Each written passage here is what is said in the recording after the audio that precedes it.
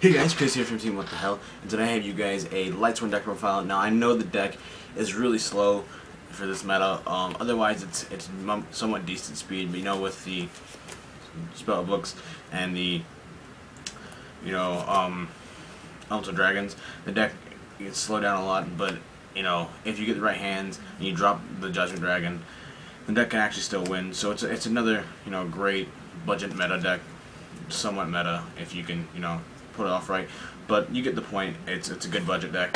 Let's just get it right into the deck profile. So first off, you're playing 3 Judgment Dragons because this card is your boss monster. You drop this when you have 4 more Lightsworns in the grave. Pay 1,000, nuke the field. So it means especially for Elemental Dragons, you nuke it, their tokens and everything else goes, and you just run over the Drago stack. Or if you just want to pay 1,000 and nuke that as well, it works as well. You can keep paying, and it's not just once per turn. Next, I play a Light Ray Diablos, a Light Ray Daedalus, and a Light Ray Gearfried. One of each Light Ray, one of each good Light Ray, because this card is really good. Because you get a Judgment Dragon nuke, and you just drop this, and they're like 20, 26, 28 meters, and now things can get over that. Next, you're playing 3 Raikou. It's a free 1-for-1 removal plus a mill engine, so it's really good. 3 Lumina because she's kind of like your zombie master of the deck for anybody who played zombies, but she's you pitch like a dead card in hand usually, and you gain a Lightsworn back, and you just the bad thing is Lumina is level 3, so you have to go for level 3 Exceeds Lumina because you really don't want this thing on the field after you use its effect, because this thing gets ran over by pretty much everything. I play 2 Lila. You can play 3, but I film 2 to be just the perfect amount, because you can shoulder recharge them only to get back with Lumina, because with Lumina at 3, it's a lot better.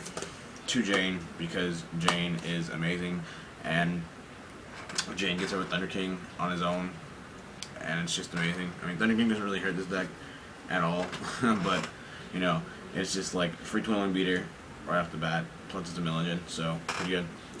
Card Trooper because he collides with Thunder King, even though it's not really played this meta at all.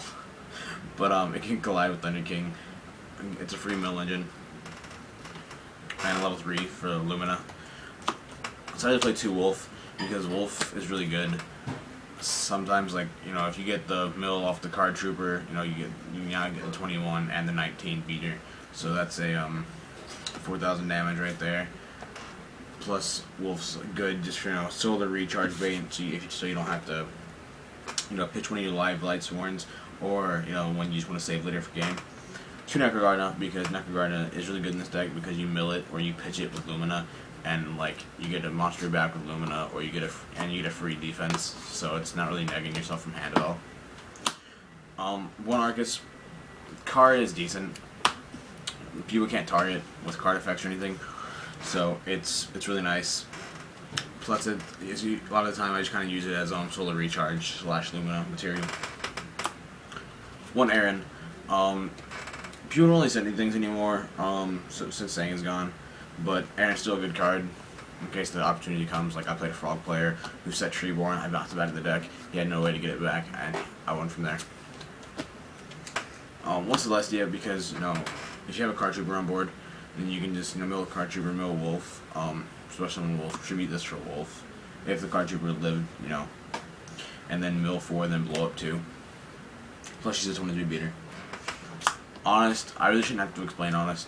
Honest wins games. I'll give you guys some detail later about some of the games that have occurred to me with this deck.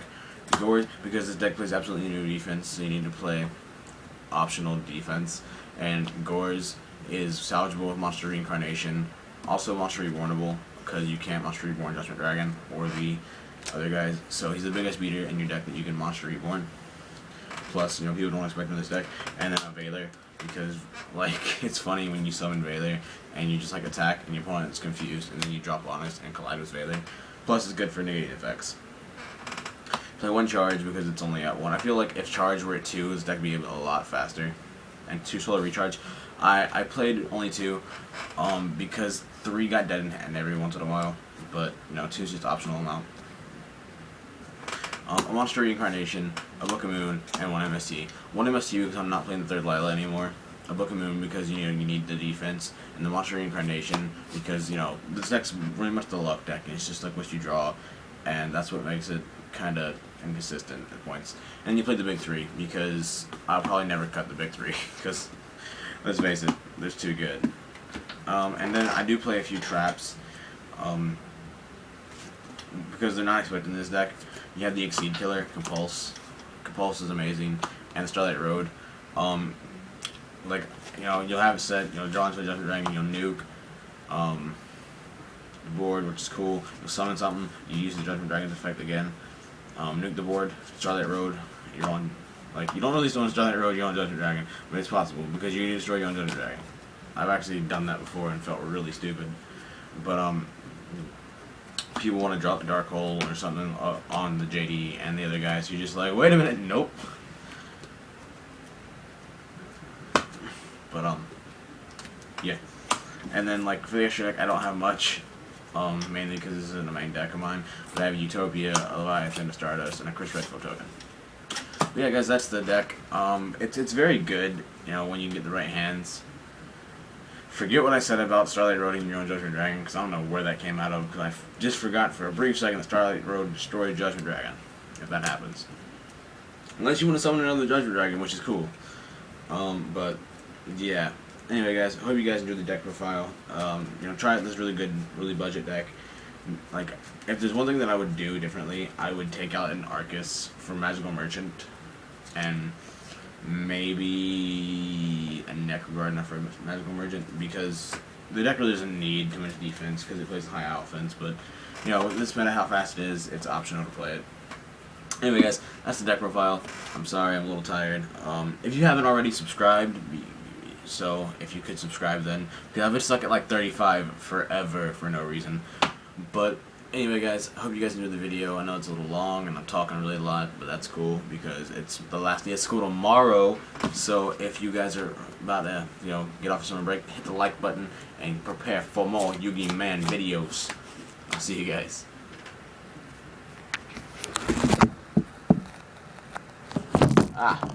Now I feel stupid. Yeah, I feel like I had to rig it up there, so I apologize, guys.